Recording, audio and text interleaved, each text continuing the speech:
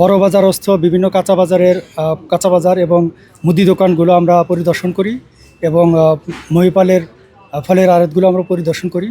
পরিদর্শনকালে বেশ কিছু ত্রুটি বিচ্যুতি আমরা পরিলক্ষিত করি, যেমন পণ্যের নির্ধারিত মূল্য তালিকা প্রদর্শন না করা, নির্ধারিত মূল্যের অতিরিক্ত মূল্যে পণ্য বিক্রি করা এবং কিছু কিছু ক্ষেত্রে মেয়াদ উত্তীর্ণ মালামাল সংরক্ষণ করা।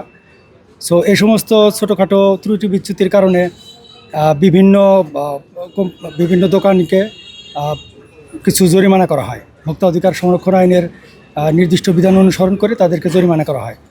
র্যাপিড অ্যাকশন ব্যাটালিয়ন এবং ভোক্তা অধিকার সংরক্ষণ অধিদপ্তরের যৌথ অভিযান পরিচালনা করা হয়। নিত্য প্রয়োজনীয় যে দ্রব্য আছে সেগুলোর পণ্যের মূল্য স্থিতিশীল রাখা, ভেজাল এবং মজুতদারি নিয়ন্ত্রণ, সেই সাথে ভোক্তা অধিকার সংরক্ষণে বিশেষ মনিটরিং এবং মোবাইল কোর্ট পরিচালনা করা হয়। অভিযান আজকেই শেষ না, রমজান চলাকালীন এবং আসন্ন ঈদ উল ফিতরকে কেন্দ্র করে আমাদের এই অভিযান অব্যাহত থাকবে। আমাদের উদ্দেশ্য হচ্ছে ভোক্তা অধিকার সংরক্ষণ তথা নিত্য প্রয়োজনীয়